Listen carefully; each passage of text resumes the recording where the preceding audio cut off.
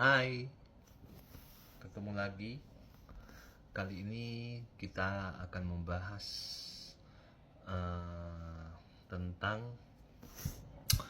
siasat yang kedua.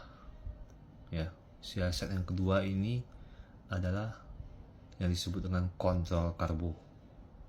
Ya, nah, kenapa kita sebut kontrol karbo? Ya, kenapa tidak prioritas? Sementara kita ketahui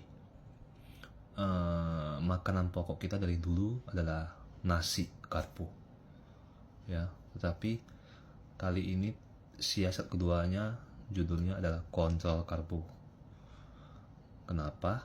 Karena sebenarnya ya kita harus ubah mindset kita yang dulu, ya, yang kita pikir kalau karbo itu adalah makanan pokok kita, sangat dibutuhkan oleh tubuh kita, satu-satunya nutrisi, energi untuk kita beraktivitas. Padahal ya, yang sebenarnya itu karbohidrat, salah satunya nasi, itu sebenarnya tidak yang utama dibutuhkan oleh tubuh kita sebagai energi. Kenapa? Karena tidak ada istilahnya itu karbohidrat esensial, tidak ada, ya kan? Adanya protein, yaitu turunan paling kecilnya asam amino esensial dan non esensial. Berarti esensial itu berarti sangat dibutuhkan oleh tubuh, dan yang makronutrisi yang ketiga yaitu lemak. Ada lemak esensial, berarti lemak juga sangat dibutuhkan oleh tubuh. Sementara karbohidrat tidak ada. Nah, berarti kita harus pintar, cerdas, berpikir, oh berarti protein ada yang esensial, berarti itulah yang nutrisi utama yang dibutuhkan oleh sel tubuh kita. Terus lemak juga ada yang esensial juga. Berarti mindset kita harus dirubah. Karbohidrat sebenarnya tidak ada yang esensial, berarti tidak wajib dibutuhkan untuk nutrisi sel-sel tubuh kita. Makanya prioritas yang siasat yang kedua ini judulnya adalah kontrol karbo. Ya, kontrol berarti kita tetap boleh memakan karbohidrat, tapi kita atur, kita kurangi, jangan berlebihan. Ya, karena kalau berlebihan akan sangat bahaya, karena dia bukan merupakan nutrisi yang esensial yang dibutuhkan oleh tubuh kita. Jadi harus diubah mindsetnya mulai sekarang, ya. Nah, karbohidrat ini ada dua, ya. Ada yang olahan dan yang berserat. Nah, yang zaman sekarang ini, apalagi sudah perkembangan zaman, semakin banyak industrialisasi makanan, ya, yang aneh-aneh, cemilan-cemilan. Nah, itu kebanyakan olahan dari karbohidrat, ya, dari tepung terigu dan turunannya seperti roti, ya. Sekarang kita lihat itu di restoran banyak sekali toko-toko roti dengan berbagai jenis-jenisnya, ya, yang lagi viral juga, ya, seperti croissant, pistachio, ya, mie juga, ya. Serangan industri mie dari Korea banyak sekali rasa-rasanya itu. Terus kue-kue basah, kering, kerupuk, ya, keripik yang terbuat dari sebenarnya karbohidrat yang sehat, contohnya dari singkong, talas, tapi diproses demikian rupa di pabrik, ya, dengan ada tambahan emulsi, pengawet supaya tahan lama. supaya bisa diedarkan kan, dalam bentuk kemasan supaya tahan lama. Nah itu, jadi sudah ultra processed food, sudah berbahaya sekali kalau kita makan ya. Nah itu adalah karbohidrat olahan ya. Ada lagi yang manisan, coklat, es krim, es campur ya, kita suka semuanya ya, makanan-makanan karbohidrat olahan itu. Terus nasi putih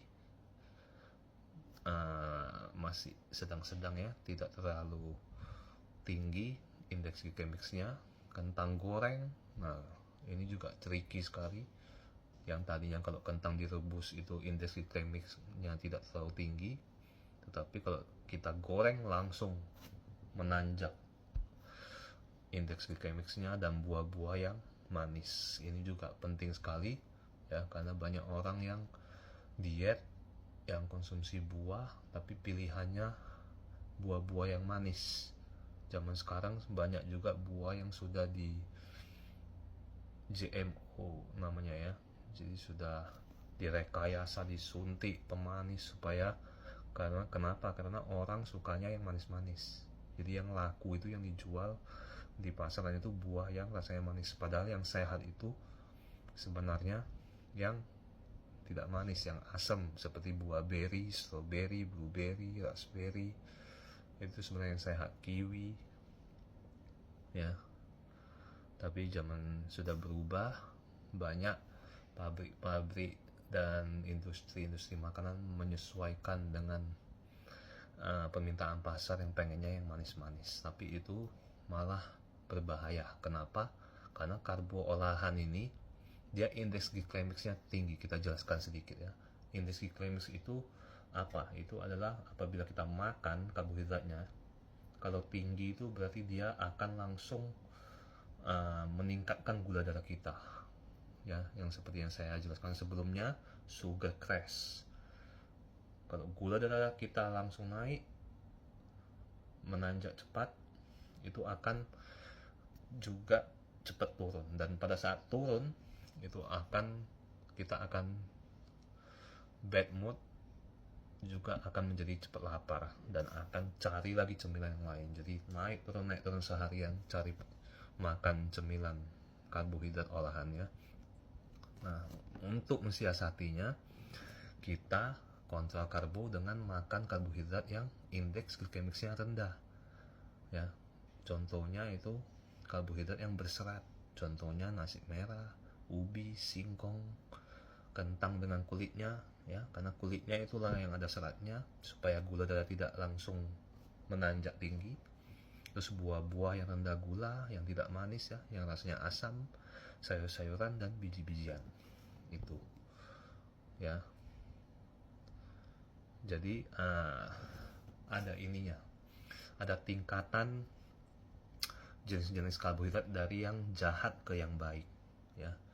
Jadi karbohidrat yang paling harus kita hindari itu yang grade A, yang paling rendah, yang indeks glikemiksnya paling tinggi, yang cepat bikin kita sugar crash, itu adalah roti dan mie ya. Karena roti dan mie ini paling sering kita makan ya, bakso pasti pakai mie yang banyak, roti lagi ya zaman sekarang.